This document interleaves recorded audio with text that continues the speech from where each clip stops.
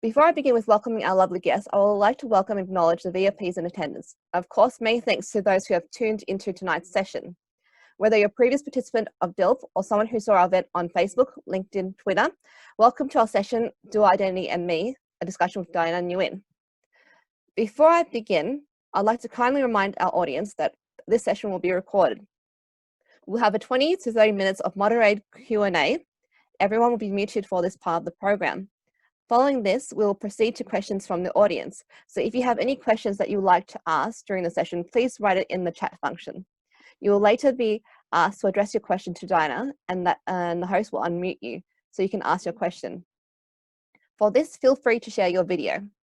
And lastly, I know that we have listed on our marketing that we are having a performance by Kim Hung, but unfortunately she's a bit under the weather at the moment. So instead, we're going to have a competition for someone to win a Fee and Me t-shirt tonight. Someone can have this t-shirt. Now, without further ado, before introducing our lovely guest speaker for tonight, let's set the scene by playing a Fee and Me trailer intro. Hey, I'm Nguyen. I'm second generation Vietnamese Australian. I live in Springvale with my mum. You can't park in a disabled area. Are you disabled? Sorry, I don't speak English. I know you speak English. You do this all the time. And Uncle Ray. Yeah, Fee, when you cross the road, make sure you look left and right. And I'm in year 10 in Springvale High. I'm choosing my VC subjects for next year. Oh yeah, choosing subject. You should pick special ed math. Hey! Hey, Danny. While you're here, should we run some lines for the play? What is subject here? Drama. What drama?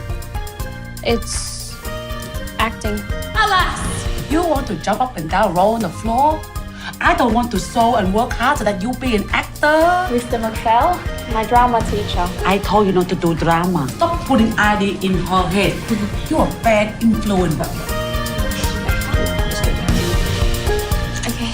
Fee, you cannot have a boyfriend, huh? I am the only special person in your life. Do you know any famous Asian actor in the movie? No. No. That heaps, Mum. My celebrity crush, Lucy Liu. Wow. Wow. Remember, our family honor. My mother can be unbearable, Stop being inspirational. Stop saying she's good acting. She can't make money to look after me. annoying, Be under control. demanding. You want the blood? No blood, Doctor Fee, doctor. But she loves me. Fee, you ugly. What did everyone think of that? All right, so now, Diana, can you introduce yourself to the audience who may not be familiar with your work? Yes. So, hello, my name is Diana Nguyen.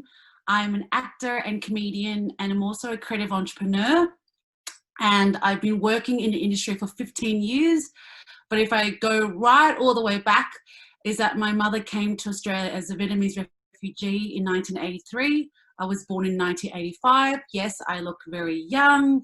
And I have grown up in this Vietnamese culture and Australian culture and trying to figure out who I am and what I am, balancing these two. And the reason why I'm so lucky and privileged to be in this room with everyone is that I understand how it feels to carry, and I was thinking about it, it's like carrying two voices. It's like one, you have the Australian, one's the Vietnamese, and you have your parents saying one thing, and you have your friends who are more Australian saying one thing. But I guess my transition of my identity when I knew that there was something wrong was when Pauline Hanson came around in 1996. And that's when I decided to move away from being Vietnamese. So I'm really looking forward to talking to you about that process in my life, being a teenager, and, and seeing, just talking about Fee and Me, or any questions you have about change. I'm also a writer of my short story called 5 Ways to Disappoint Your Vietnamese Mother. It's in Alice Pung's book. And, you know, I've gone around to schools talking to students about how to write their story about, you know, growing up Asian.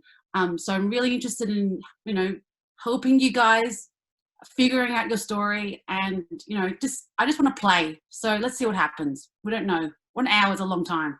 So let's play. All right, thanks, Diana. Tonight we'll address issues around reconciling one's dual identity, disconnects between first and second generation Vietnamese Australians, overcoming intergenerational gap, and touch on multicultural representation within Australian media. All right, so first up, we'll address reconciling with one's dual identity. Identity plays an important factor in how we perceive ourselves and how we believe others see us. Growing up in an Australian context, there is sometimes a confusion of one's dual identity, such as, are you Vietnamese Australian or Australian Vietnamese? What struggles did you have growing up, Diana, and coming to terms with your dual identity? Yeah, so I mentioned about Pauline Hanson. That was in 1996. But I remember in 1993, I was in grade 3, and I went to a very, very white school in Cheltenham Heights. So I was there for a couple of months, and I remember being teased that my nose was flat. I was the only Vietnamese girl in that primary school, and I remember sticking out as a sore thumb. And I remember going, oh, I'm different. And then you fast forward to Pauline Hanson, who came along and really like pulled off your shield that protected you and said being Asian was a bad thing. And I became really opposite from Vietnamese. Like, I never wanted my color to, I never want my skin to be tan. I want to be white as I can. I remember going to Vietnam and crying because I was getting tan.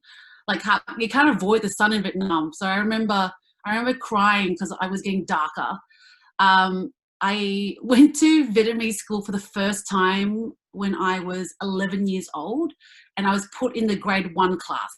So imagine an 11-year-old girl going into grade 1 Vietnamese. I was like the giant, and I felt that was my beginning of disconnection to Vietnamese. I didn't want to learn Vietnamese.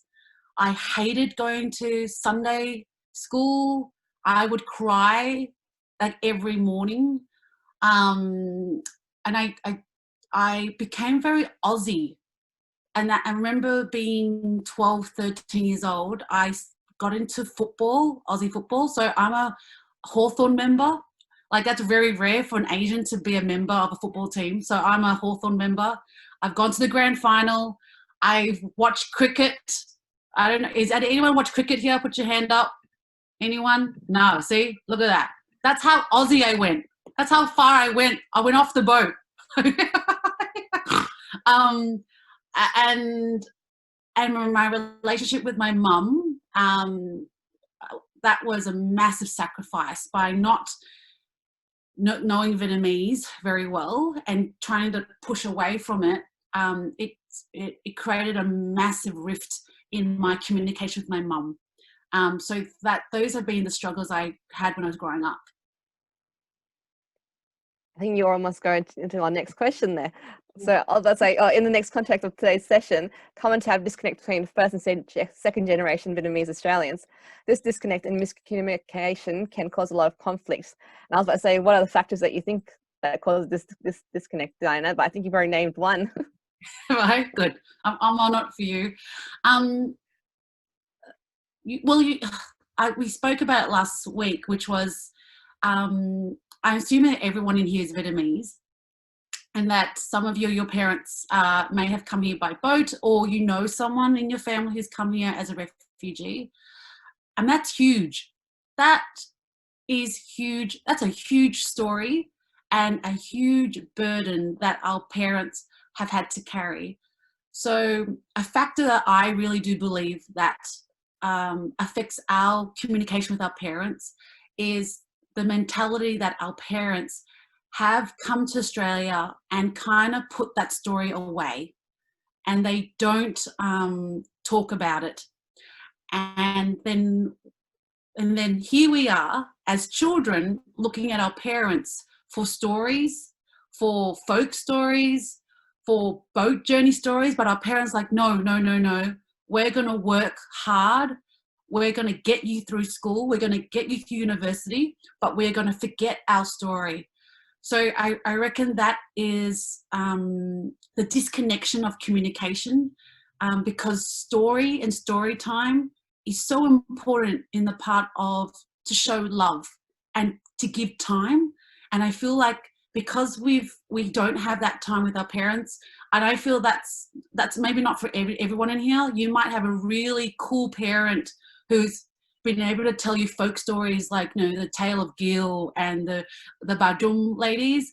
You know, you might have heard those stories before, but for me growing up, I did not hear those stories. And I think it's, how do you say that? Lilia? Hope I said it right. Wrote It's Possible Intergenerational Trauma, which is true. Our parents came from a war-torn country and they didn't know anything else to do but to survive. So we've, as the second generation, have had to bear it and carry it. So that's a massive factor, and it's something that I really advocate for us as second generation young people. I'm not young, but I'm still calling myself young, is to talk to our parents. And yeah, so yeah, it's a big factor. I'm just reading everyone's little chat room messages. Yeah. Thanks. And just a follow-up question from that, sorry, Dana.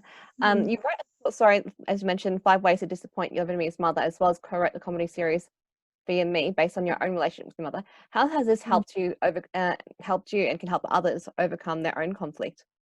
Oh, so this is so confusing, right? It's so confusing, which is when I was 3 years old, my mum gave me a piano. So, you know, your parents give you these gifts to apply to. So when I was growing up as a child, karaoke, like my mum would sing, you sing along, like the big laser discs. I don't know like how young and old we are in this room, but they had like massive sound systems. Like, I don't know. It was important that every Vietnamese home had a good sound system. And like my mum gave me the arts. I did ballet when I was 7 years old. So the arts was all given to me until I got into year 11, and my mum was like, stop, you can't do this anymore. And it was too late. My mother had given me the arts by accident, and I kind of breathed it and soaked into my blood. So when I had to go and tell my story, it was very natural to go to the creative, which is storytelling.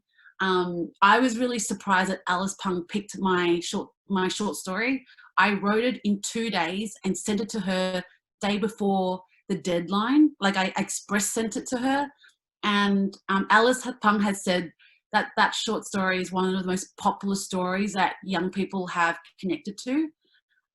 Because I spoke really honestly, and a lot of young people have asked me, is everything in there true? Did you get kicked out of home? And I said, yeah, I did. Yes. So I don't know if any of you have read it. If you have, I've spoiled it for you. I got kicked out of home when I was 18 years old, which is a massive no-no for Vietnamese people. You're meant to have your children in your home. But if you also think about Phi and Me, which is the baby, that was just natural. So the co-creator of Phi and Me is Fiona Chow. I've known her since grade 4, so I've got 28 years of friendship with her. And we wanted to, I remember going to the comedy festival in 2010, and I was like, why is there any Asian content? Why is there a white person telling jokes and people are laughing? Why are there a lot of white people in the audience? Where are our people?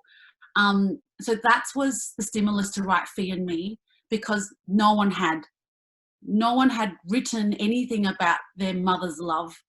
You know, there's been jokes about how we're bad drivers, and, you know, all those stereotypes. And Fiona and I grew up with single mums, and we saw how much struggle and love our mums went through to get us to where we are. Like all my sisters were all gone through university. That was so important for my mum education. So yeah, writing Fee and Me was basically a love story to our mums and to our community. And for me, I just didn't want to have children in the future and not have a capsule of what our parents went through, if that makes sense. Like I didn't want that generation to go missing. And if you watch the end of episode 5 of Fee and Me, right at the end, a black screen comes up, and yeah, you'll go check it. If you haven't watched Fee and Me, go watch it. But in the last episode of episode 5, the last thing you see is a letter that we write to our parents saying that we honour you for coming on a boat to Australia to make it happen, to make the life that we have here, and we say "Cảm ơn mẹ and ba" for that. So yeah, Fee and Me was just a natural progression to write it as a show. And also another thing is that the reason why we made it into a comedy was because our parents are freaking hilarious people. Like the shit they say, my God, I want, because a lot of Vietnam War and movies and stories have all been like, you know, traumatic and helicopters and rice paddies. And never has anyone done a story about suburban family, a Vietnamese family.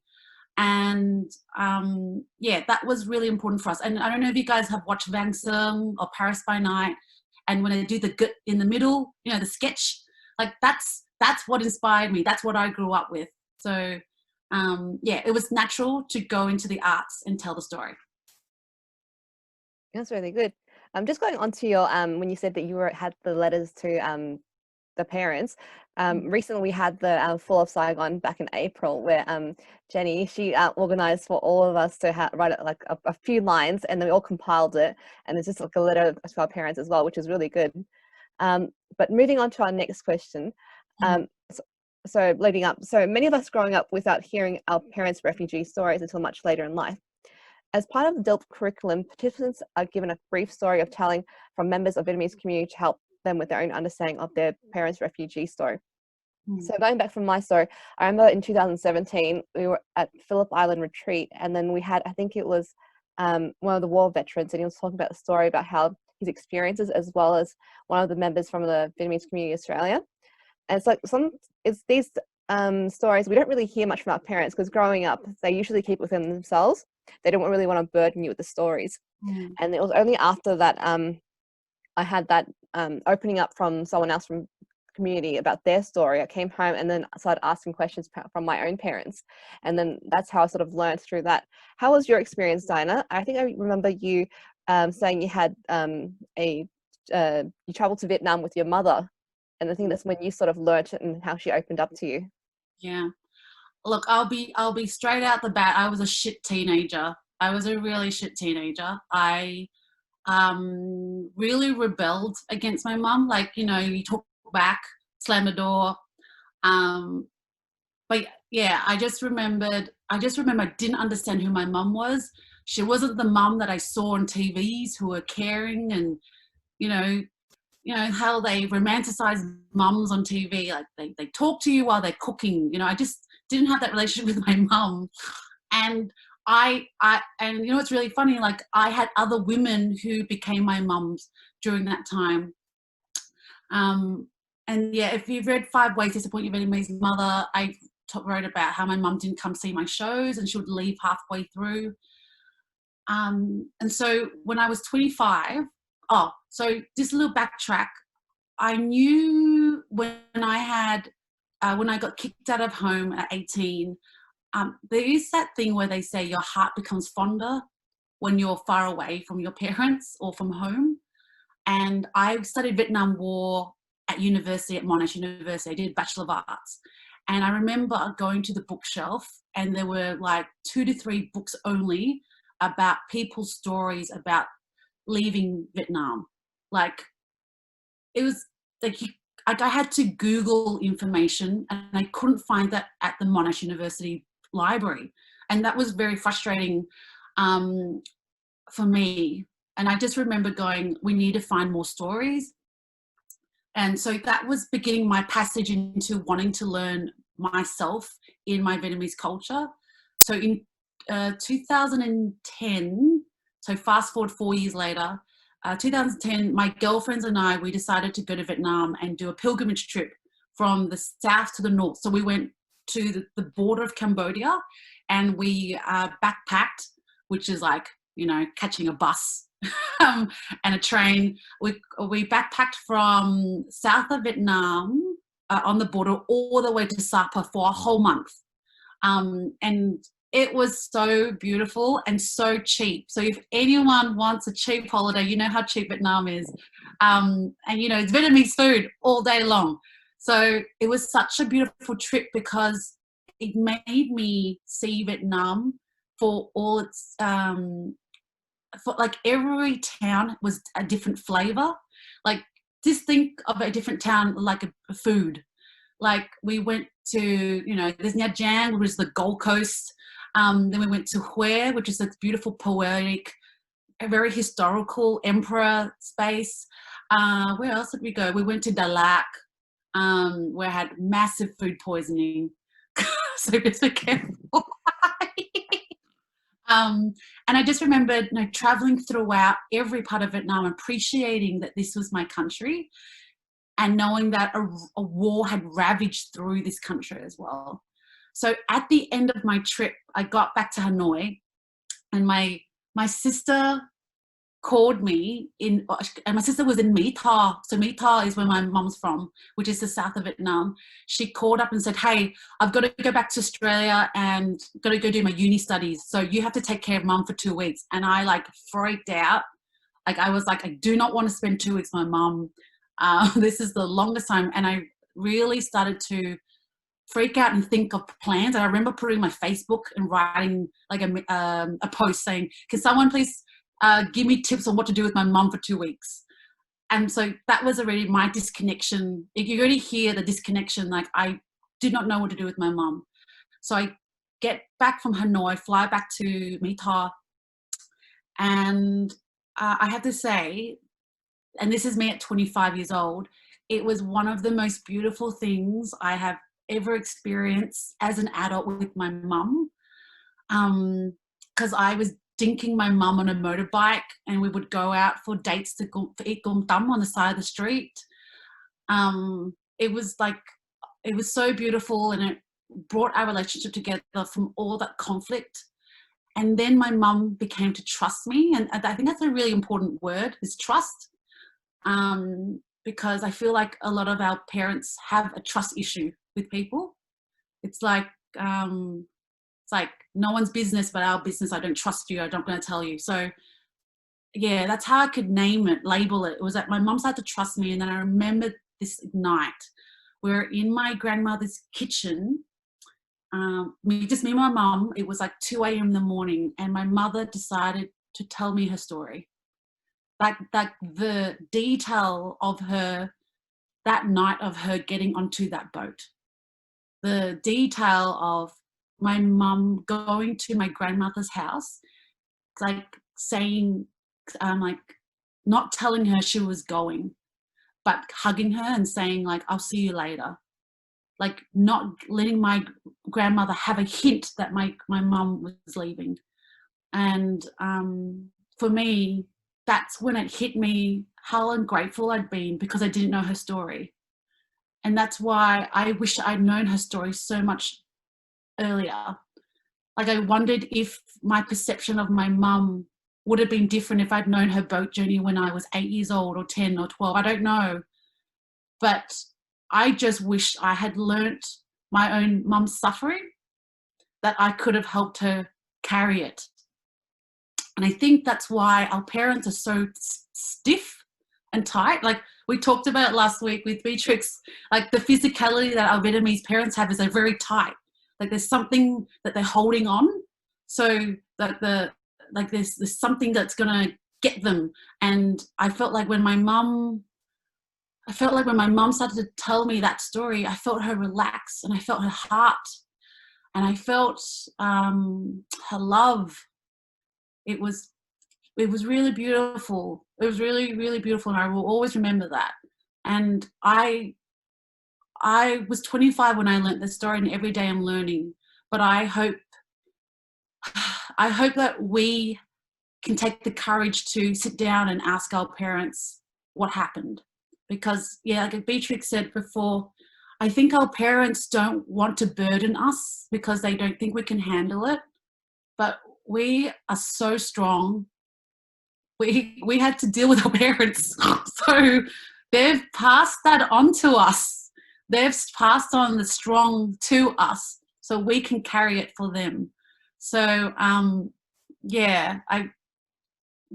I don't know if I've gone segue off your question, Beatrix, but yeah, that's talk to your parents.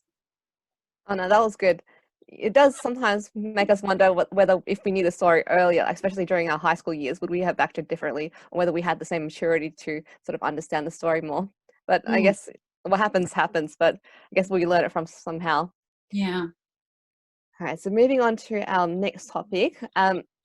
So let's put it out there, Diana. There is a lack of Asian and people of colour representation in Australia and mainstream media. Diana, aside from your comedy series Fear Me that you co-wrote and Benjamin Law's TV series The Family Law, it's hard to name any other Asian Australian programs on TV. Why do you think this is the case? Because they're racist. If I can be so honest, and with the Black Lives Matter that's happening right now and systemic racism that's been in Australia, I'll just say it bluntly, it's because Australia is whitewashed. It chooses not to show our stories. It chooses not to have us represented on TV. And that's why we go into YouTube. And I bet some of you follow a lot of Asian YouTube stars because that's where you see them. And I've been working in this industry for 15 years and I'm not even famous yet. So that's a problem. You know that's a problem, that if I've been working in something that I love so much, that I have put all my heart and soul, all my money, and still I'm not on TV, that I'm still having to work so hard, is because of the system. So in Australia, if I can explain to you how the TV industry works, which is like it is pretty much white. When you have a room of white writers and then you have a white filming production and then you have a white audience, it's very hard for us to be in the writing room, to be into film and to be on screen when it starts from the writing room. So what I've been working really hard on is writing, because once we start writing, there becomes this volume. And so remember how I said about the Monash University, there was no books. We need to start writing our history. We need to start documenting our history so that people can't make excuses that we're not there. And that's been the excuses that have been, and especially in the last 2-3 weeks, with the Black Lives Matter, now with Asian, we're having a bit of an Asian uprising now in the TV industry, that the excuses that white people have said is that we don't know how to find diverse actors. It's because they don't work hard enough to do it. And I don't know if anyone here is actually an actor. Is anyone here an aspiring actor? Or are you actually, yeah, I'm just having a look. No. Anyone an actor? Am I just going to do this all by myself? I used to be an aspiring actor. Who's that? Piper. Hi, Piper. Great. So used to be, something happened, didn't it? For you not to be. So I really advocate for us, if we want to change the landscape and change our narrative, the way that we've been perceived by white people, is that we have to write. We have to write our stories. We have to sit down and talk to our parents. Yeah. Someone said MasterChef is an example of diversity. Yes, it is. However, why people have been using it as an excuse to say that there is diversity on TV. That's the problem.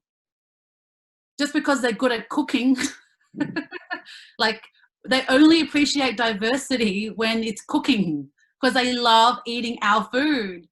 But what about our story? Like I would love to do a story about being in love with who's that person? Daniel Nguyen, right? I would love to do one scene about love, about having a coffee at a cafe. There you go, bam, coffee at a cafe, and not have to be about my race. Yeah, so right now in Australia, our storytelling has been about our settlement, our struggles, and I would love for us to keep doing that, but then push into the what is it to be in love? What is it like to have your heart broken? Like I would love to see a beautiful scene about an Asian or whoever who has had their heart broken without having to be Asian, if that makes sense. So that's where I'm traveling at the moment. Yeah, Home and Away Neighbours, bam, you got it. There are a lot of white people in those shows. Thanks, Diana. And also, just another question from that. Being comedian, actor, writer, producer, director, all these career choices are not seen as typical Asian pathways. What really influenced you to pursue a career in these arts, and what advice can you give others who are seeking a career outside the stereotypical Asian norms? Look, I know that I am part of a minority. So some of us have 9-to-5 jobs, some of us are small businesses, some of us are entrepreneurs, some of us are students, I'm assuming as well. For me, if I talked about my progression in the 15 years of being an artist, so when I was acting in Australia, when I first got to university, I did a lot of small roles where I had 3 lines, 10 lines, and that was it. I would be an extra. I've done extra work on Neighbours. I make a joke that I've had 20-second roles on Underbelly and Please Like Me and Upper Middle Bogan, but it's never been sustainable. Like I can't make a living from 20 seconds. So I made a choice in 2016. So this is like 10 years in my acting, and during that time I started making work. So this is Fee and Me. I did a cabaret show called Vic Gill. I've always been writing, creating shows, but then I was like, fuck, sorry I say the F word, but I have to. But I was like, damn it, why am I not working on TV, and who is getting work on TV? So this is 2015. I looked, and then I realized that it was comedians they were hiring on TV. They weren't hiring actors. If you think about panel shows, you think about host shows where they've got, the ABC or SBS or Channel 10, they get comedians on. So I was like, okay, I've got to change my career, revitalize, I think that's the word, my career, and become a comedian. And when I did my first show, I failed. I did my first show in Footscray in front of a preview show, sold out. There was 60 people in the audience at the Bluestone Church in Footscray. I don't know if you guys know that place. And I performed it stand up for 50 minutes for the first time. And I sweated so much I was wet. I forgot my jokes. I forgot my lines. And the worst thing was that I got to the hour mark of my show and I still had half an hour more to go. That was my first time doing stand-up, like a solo show. The great thing was that I learned so much from that horrible experience. It took a week to cut everything down because you videotape everything. I watched myself cut, and then I performed the show in the city for a whole week, and I took her around the world. I took her to Scotland. 2 years later, I got 4.95 stars review. And this is like overtime, cutting, working. So in the end, I'm saying it is not easy, if you didn't hear that. But if you love what you do, and regardless of whatever occupation that you choose to be in or career choice, if you love what you do, time doesn't matter. So I do want to acknowledge people in here who might not have an interest in the arts, but might like dancing in an Asian nightclub. That's still the arts. It's still expression, and listening to music is still expression. So make sure that anything that you do is something that you love, because that will take you further. And yeah, I've just been very lucky that I've been able to sustain my career. So going to comedy and doing stand-up, I've doubled my work. I've gotten more work. I've gotten more work on TV because of it. So always remember, and that's another word I'm going to teach you guys, it's called pivot. Make sure you can pivot.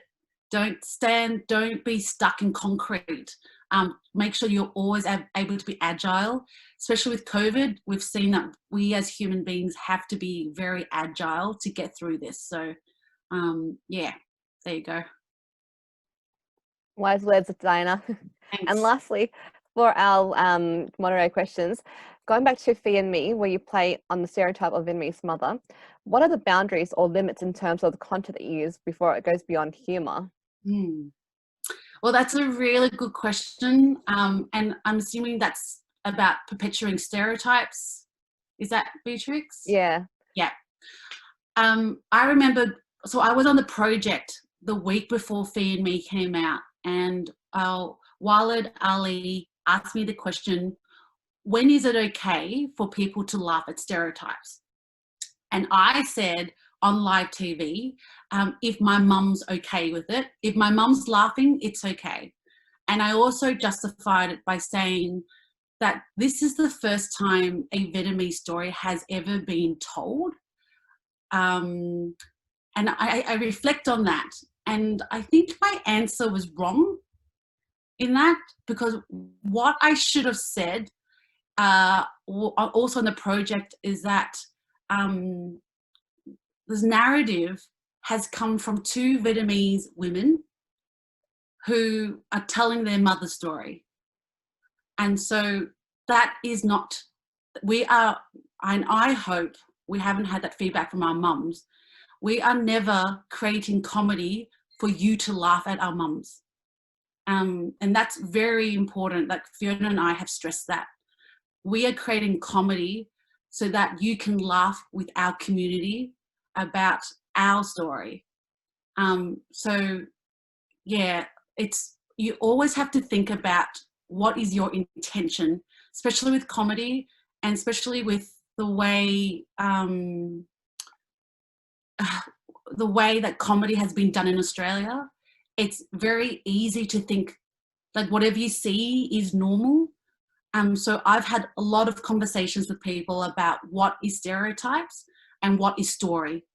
So you've got to make sure all the time, even when and I wonder if anyone here has like a group of, like I used to be in friendship groups. So I'll just be more clear. I used to be in friendship groups where I would be the only Asian, and I would be in a room full of 10 white actors. And I used to perpetuate the stereotype, like, oh, because I'm Asian, I'm your only Asian friend, or like help them. I would use my Asian to be in with them, like to be cool with them. And I reflect on that and think that wasn't right. And that was when I was like in my early 20s. So yeah, you have to think about all the time intention. And that's probably the clearest thing I can say about how to avoid stereotyping. Thanks, Dinah. So now we'll turn to our questions from the audience. I think we have Long who would like to address Dinah. Cool. All right, so maybe I'll read it out because I think Long's got some background. So Let's see. Do you feel like your other Vietnamese dual identity friends went through a similar journey of reflection, and were there people who embraced their Vietnamese non-Asian background from the start? Were the people who strayed from Vietnamese backgrounds and never came back? Look, I believe everyone has a different story in their relationship with their parents. This is my story, so I am not saying this is everyone's story, and this is why it's so important that you need to tell your story so that we don't become a stereotype. Do you get what I mean? Stereotypes only happens when it's become tokenized, when it's only the one person saying it or collaborating with it. So do you feel like your other friends? So I am still friends with my high school group, which is predominantly Asian women who are now married with 2 to 3 children, and they've had different experiences from me because they never got kicked out of home. They've never had to experience like the wings being clipped.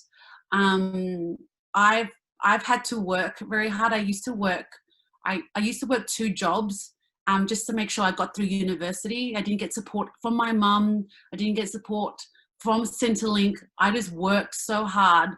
And you know, amazing thing is that work ethic is from my mum. So I thank her for that, for giving me that work ethic. But everyone has a different experience of their journey. But I do believe there is a disconnection from story with our parents. I do think, and I want to ask you this question. I want you to have a think about it. And some of you might have the answer already. But when was the last time you sat down in the kitchen while your parents were cooking and asked them, how are you? Yeah, that's simple as that. Just think of that and what your answer is. And I want you to think, when are you going to do that next? And it's frightening to do that if you've never done it. But just to ask our parents, how are you, is a change. And just sitting in there and watching them is a change. I think we spoke about last week with Beatrix. We did have a little meeting, was that we expect our parents to change for us, to accept our Australianness, but it needs to be a middle ground. We need to accept that they've had trauma. We need to understand their story. So we need to meet them halfway. And the only person that can instigate that is us, to be honest. Our parents don't know any other way. Yeah, they've been not programmed, but that's been their coping mechanism to get through, to live here in Australia. So it's our job as I know we've had so much to do with we've done hurdles as well, but yeah, it's our job to meet them halfway, for them to come and meet us. Next we'll have a question from Piper. Mm-hmm. Oh, I thought you were going to read it, Beatrice. Where is my question? I'd be interested to hear a little bit about your approach and process to creating Fee and Me, and whether you engaged your mother in the process, and whether it was like a whole oral history situation. Yeah. So I'll give you a little basis about Fee and Me. So the I don't know if you know, but Fee and Me also means a Vietnamese Fee and Me. So double term. Yay, smart. And also Kim Hung, who is the mum role, is based on Fiona's mum and my mum. So Fiona's mum is Kim and my mum's name Hung. So we put our 2 mums together. So we wanted to celebrate not one of our mums, but we wanted to celebrate, the collective of Vietnamese mums. And we didn't want someone to go, oh, is that your mum who loves singing karaoke and she's so tough and she sews? No, we took elements of our mums that we had interacted with to create Kim Hung. And just to give you context, Fee and Me was a theatre show in 2011. So the reason why this is the feedback we've gotten, we had a reviewer from the Herald Sun in 2012 say Fee and Me was pantomime on crack. It was because we were so raw and fast. Like, you know, we weren't like saying a joke and waiting 5 seconds. We were like pop, pop, pop, pop, pop, like the ways our parents are. Like there's no space and time to interrupt them when you're fighting with them. So that's the energy we wanted in our show, and that's why Kim Hung is a big character. She is a theatre character that came into a web series, a screen. So our approach to creating Fee and Me was based on things that had happened when we were growing up. So Springville Library, Fiona and I, we used to go to tutoring together, Jack's. So I know there's any Springville people here. Jack's tutoring was massive back in my day. You pay $15 for 2 hours and you get to hang out with boys. So bam, you know, good job. So we were able to use those elements and stories about growing up into the show. And my mum had no input at all. The only input I had with her was I wanted to this is the theatre, so this is the theatre process. I wanted to get her accent right. So I would sit in the kitchen and I would just watch her talk. Yeah. And that's how I got my mum's accent. And that's why I have older men trying to pick me up after I do a show.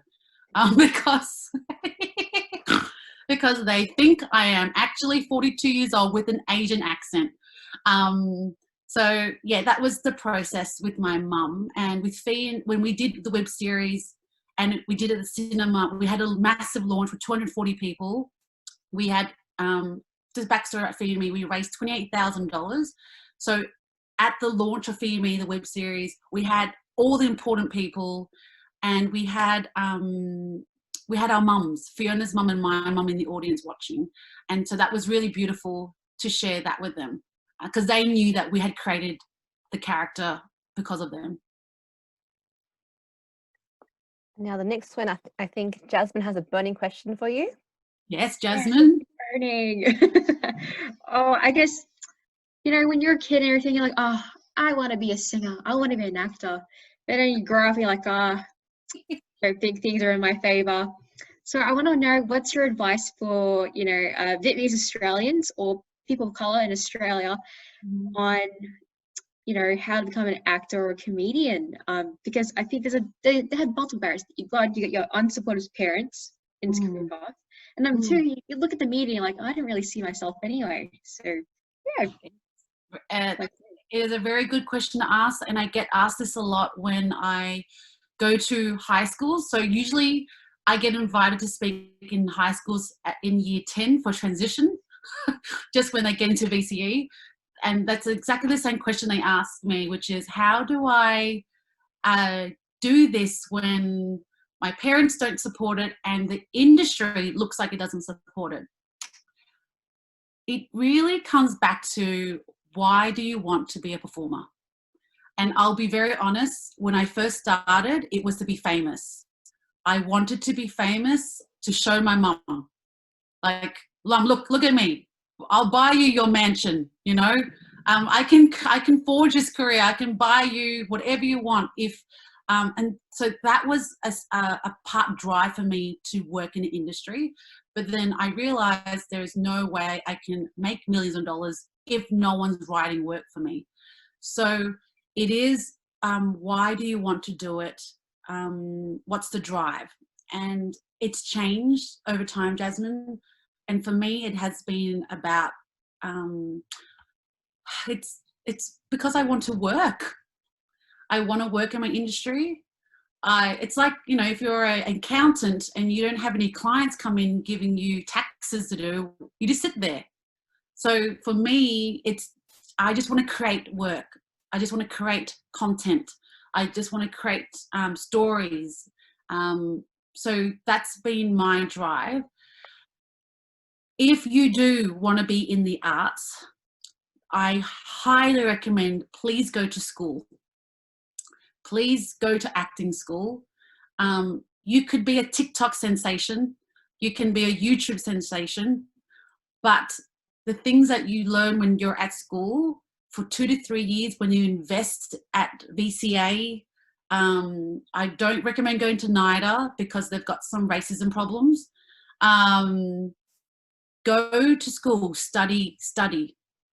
Use what your parents told you about study to be a doctor and actually study acting. Nguyen, the reason why she got that role and the reason why we hired her was because she is trained. The moment she came into the audition room, she blew me away. There was no hesitation. There was no nervousness. Like, she knew.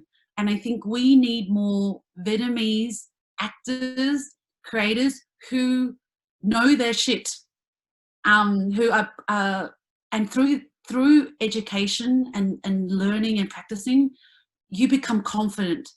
And I'm going back to school. I'm doing a 6-week acting class for the next 6 weeks. You're always learning. It's not like you go to school for 3 years and that's it. Like every other job, like an accountant, you do a CPA, you're always upping your skills. A doctor always does PDAs? No, PDs, not PDAs, PDs. So you're always learning, always learning. So I highly recommend, if you do want to go in the industry, contact me. My email is info@dinannguyen.com.au. I'm always happy to send you a list of acting schools here in Melbourne. It's affordable. It's like term-based. If you really believe that this is what you want to do and if you want to create a change, because I can tell you there is a new wave happening. They want us on screen. Yeah, it's time. So if you really believe in it, if you really want to do it, it's time. Thank you. Thanks, Diana. We'll get Judy. Do you want to ask your question, Judy? Yeah. Hey, Diana. Good Hi. to see you again. Yeah, I know you.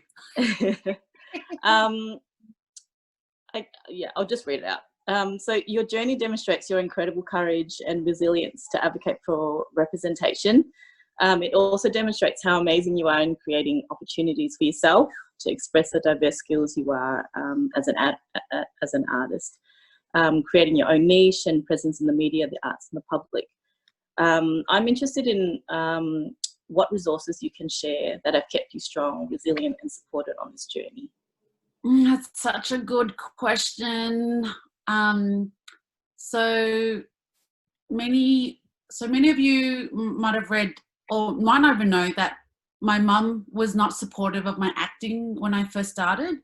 And it's in the book Short 5 Ways to Disappoint Your Vietnamese Mother, and that hurt me a lot. So I lost like a mother role during my development as an actor, but I was really, really lucky in having mentors. And I really encourage anyone to have a mentor which can guide you to the next level. So you always want a mentor that you aspire to, because that's growth. So I'll give you an example. I was working, so I'm a human rights activist. I am, pro-refugees, pro-human rights, Black Lives Matter. I'm all in it. I'm marching. I'm a protester. I will march and protest because that's what my mum did. She left her country because she protested. So that's activism is inside of me. So, so when I was, how old was I? I was 23 years old, and a friend had introduced me to Theatre of the Oppressed, which is a community theatre where people learn together how to fight oppression. And that was when I was starting to get into activism. And then my friend, this woman who was in her late 50s, she saw that I wanted to learn, and she was mentoring me, and she said, look, I'm going to New York to do this course. I want you to come with me. Oh, awesome. And I was like, what? Just like, it was only a three-day course, but Theatre of Oppressed. And the son of the guy who created it, so it was created by Augusta Boyle. His son, Julian Boyle, was running this class. And I was like, oh my God, that would be amazing. So, yeah, she paid for my ticket. Wow. And I flew to New York when I was 24 years old, so young, and so Sex in the City. And, and I was so, it was so game on. I saw the world. I saw Americans. I saw how they work, how every opportunity is, you take it. You don't go, no, tall poppy syndrome. No, no, no. You take everything anyone gives you. And I thankful for that woman for being a mentor to me to take me to the next level. And I am 35, if that was going to be your next question, everyone. I am 35 years old and I have mentors now. I have a manager who is my mentor who meets me once a month to go through my goals. I have a fitness trainer as a coach, but I have different coaches for different things in my life because I want to live a very fulfilled life, and they are mentoring for me to grow. So I would really advocate for you to have a mentor. And I know it's like you're going to ask, like, how do I get one? The one thing I find that with Australians that we're not very good at and especially Vietnamese people, because you know our upbringing has been sit in the corner and sit quietly and don't ask for anything. And if someone offers to you, go no, but actually you should say yes. It's reversing a lot of psychology that we've been taught is like saying no is better than saying yes. And that was for me growing up. So if an opportunity comes up, say yes. Can I ask, so mentors is a major factor of support for you, but how about like, if, you know, because you've got so many ideas and you do so many different things all the time, how do you make those ideas actualized or realized? Do you actually have someone that you can sit down and, you know, post-it notes with it, you know, brainstorm everything? Or is that with your mentors as well? That's with my manager. So I've had a manager for 3 years and he makes sure I'm goal orientated. So top secret, I'm moving to the US next year. So that's the goal. I have to. There is no work here. People, bye. Later. Protesting down there. No, it's I want to grow and I need to be in the space where there are other people creating. Yeah, so look, I in my heart I know I have to go to LA one day, so I'm giving myself a deadline for next year, but I also want to have a baby, so it's either one of those. We'll figure it out, you know. Yeah. So you're leaving Australia. You're leaving, representing Australia. I know, but I can't grow here. Yeah. It's like Nicole Kidman had to go to America. Mel Gibson had to go to America. Justin, no, I'm kidding. Chris Hemsworth had to go to America. Yeah. And then he built a mansion in Byron Bay, and now everyone celebrates him. Yeah, that's the mentality that we have. Like Sia, massive in America. Like it's this mentality that we have in Australia. So my biggest tip, if you want growth and journey, is when COVID-19 is over, please go see the world. Go travel. Like when I went to New York, I got to see people that weren't in my comfort space. And I feel like we're too comfortable here. Go see the world. Go to Vietnam, do that pilgrimage trip, or, you know, go to Europe or go into the jungle in South America. Yeah, go see the world, because that will help you be strong. That's I've traveled by myself so many times that you can put me anywhere and I'm fine. Wow. And that's when you know you're okay. Awesome. Thanks, Diana. Now we'll have a competition led by Diana, and the winner gets a Fee and Me t-shirt from the co-creator, and maybe even get it signed if you don't plan to wear it. Yes. So now we'll bring it to Diana now.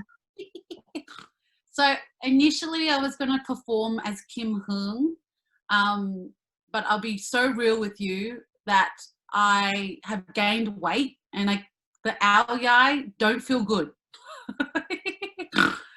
It's very tight on me. But I'm sure if you watch Fee and Me, you've seen lots of versions of her, you know how she operates. But I hope that one day, when we get out of COVID-19, that I'll be able to perform in front of you in real life. So that is the actual magic of Kim Hung. She loves audience participation, and she has performed at the Jathurt in Orange County 3 times. So, yeah, she's mind-blowing when she's live. But I just want to acknowledge that unfortunately she has gained some weight. So COVID sucks. Okay, so this is a quiz. I'm going to do a quiz. It's going to be the best of 3 answers. And so this is how we play, because I know we're in Zoom and this is really hard and we're on 2 pages, which is so exciting. We've got so many Vits. I think we've got different people who are not just Vietnamese in here. Thank you.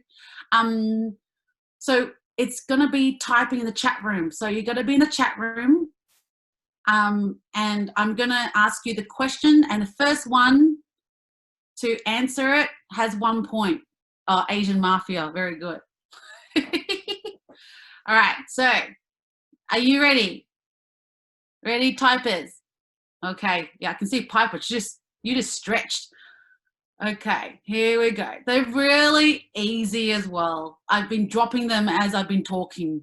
So let's see if you've been listening. All right, first question is, what is the short story I wrote in Alice Pung's book? And Daniel's given up, unless he's typing with one hand. I've already got a Piper stretching, Katrina, all right behind. Oh, Kim Ho. Here we go. All right. All right. So I think we've got 3 contenders. All right. Second question is, where is Fee and Me based? Jasmine, Piper, Judy. Oh. I love this. This is so fun. I could just go on all night with you guys. Okay. And the last question is, oh, this is good.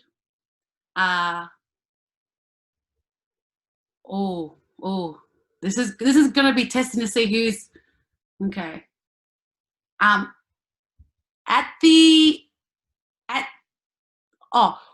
In season 2 of Fee and Me, who is Fee looking for? Judy, you saw it. She came to the launch. No. Bam, Jenny. Where's Jenny? Is that Jenny Nguyen fam? Well, this is hard because I asked 3 different questions. Not me. It's another Jenny. All right. So let's have a see. Well, I think there's a bit of a tie. All right. I've got to figure this out because I'm not good at maths. So let's say first one, Piper, you get a T-shirt. Bam. And then Jasmine, you get one. And her dad, Jenny on the block. I'm giving away 3 T-shirts today. Woo! Yes. Because I'm so rich right now. All right. So I will get the details from Piper, Jasmine, and Jenny, who's not Jenny Nguyen fam. Awesome. Jenny Tran. Great. And we still have a bit of time. I'm happy to answer any other questions. If not, please do message me, email me. I'm here for you people. Because I can't do this alone. I'm just going to say that I cannot do this on my own. Yeah. We need to we need to do this together.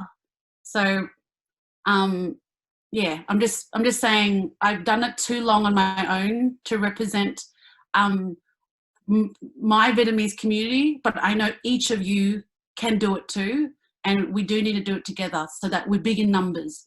Like when we saw Black Lives Matter and people marching with our Aboriginal brothers and sisters, it was so powerful, and we need to do that too.